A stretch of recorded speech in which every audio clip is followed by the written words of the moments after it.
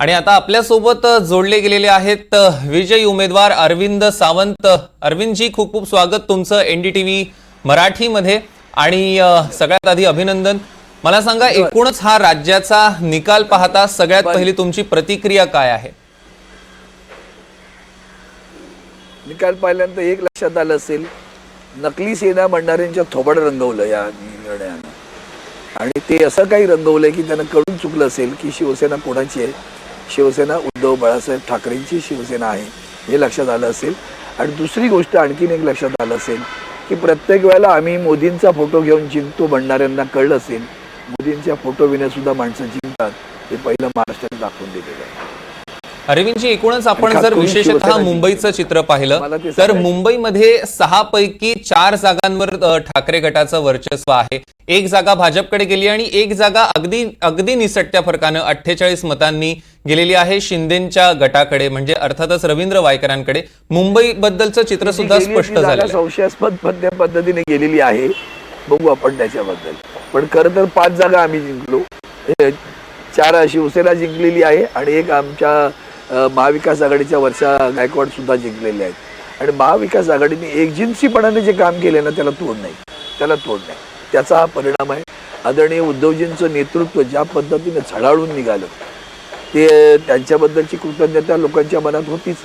कोविडच्या काळात त्यांनी ज्या पद्धतीने लोकांचे प्राण वाचवले, जेव्हा यूपी आणि गुजरातमध्ये माणसं मरत होती, आणि त्याच वेळेला इकडे एक नेतृत्व असं होतं की जे लोकांचे प्राण वाचवत होते। त्याच्या पलीकडे इतकं चांगलं काम करत असताना ज्यांना पाठीसुरा खुपसून त्यांना त्यांचं सरकार घालवलं, त्याचा रागही होता। आणि तिसरी गोष्ट, त्यांनी ज्या महाविकास आघाडीला एकजिन्सीपणा आणला, एकजीव करून उभं केलं, आणि त्या संबंध या निवडणुकीच्या प्रचारात तुम्हाला दिसेल उद्धवजी ठाकरे साहेब was the man of the series, ते मॅन ऑफ द सिरीज होते।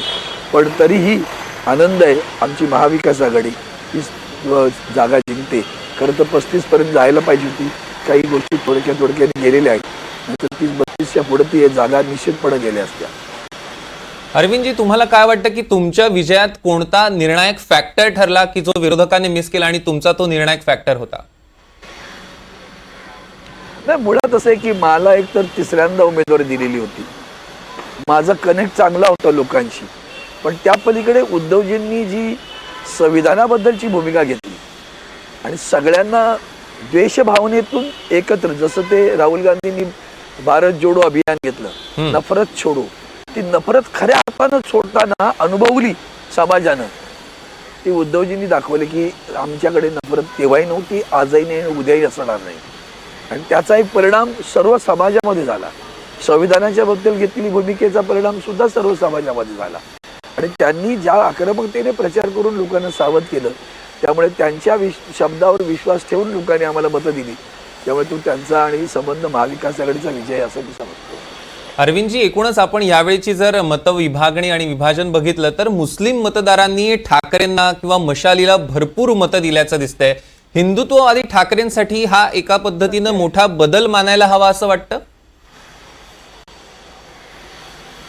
खरं तर याचं स्वागत व्हायला पाहिजे, मोठ्या बदल नाही, हे स्वागतार्ह बदल आहे हा। एक जीव कसा असावा, पण इंग्रजीमध्ये हॅट्रेड अँड हार्मनी असे शब्द आहेत, तर त्या द्वेषभावनेतून एकजिन्सीपणा हा जो जी वाटचाल आहे ती पाहिल्यानंतर कळेल।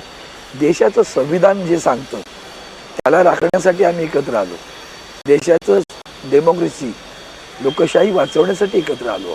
आणि म्हणून त्या एकत्र येण्याने उद्धवजींनी जे एकत्र आणण्यासाठी जे प्रयत्न केले, माननीय शरद पवार साहेबांनी प्रयत्न केले, त्याला जी माननीय राहुल गांधीजींनी जी साथ दिली, खरगेंनी साथ दिली, ती थोडी नाही आहे, सोनिया गांधींनी साथ दिली।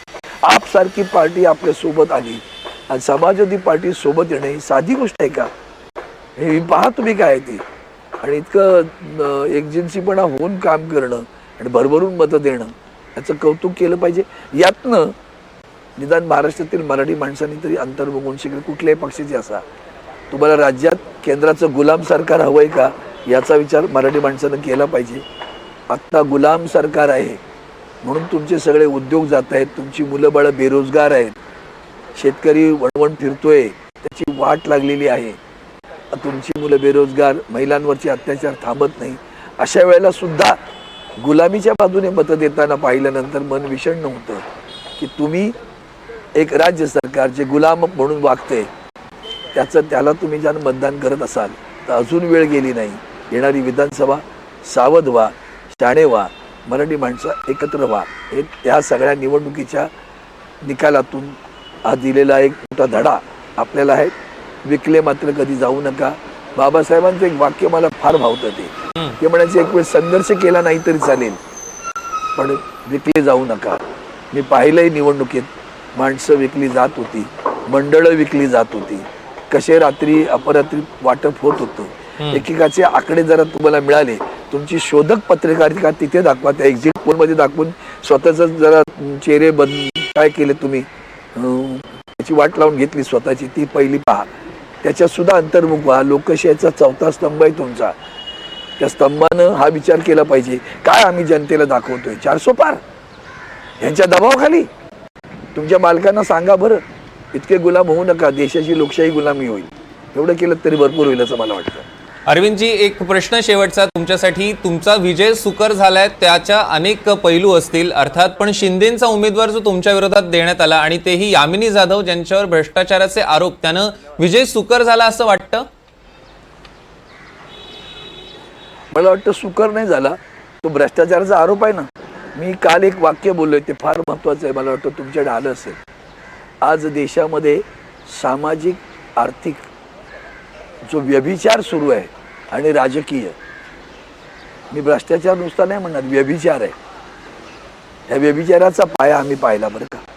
त्यांना विचारा खाजगीत किती पैसे उधळलेत, म्हणजे कळेल तुम्हाला कुठून येतं हे. भारतीय जनता पार्टी इतका पैसा जगात या देशात कोणीच खर्च करत नाही, तरी काळ्या पैशाबद्दल बोलतात बरं का. हा दांभिकपणा त्यांना किती सर्रास पचवून बोलतात आणि तुम्ही तो दाखवता.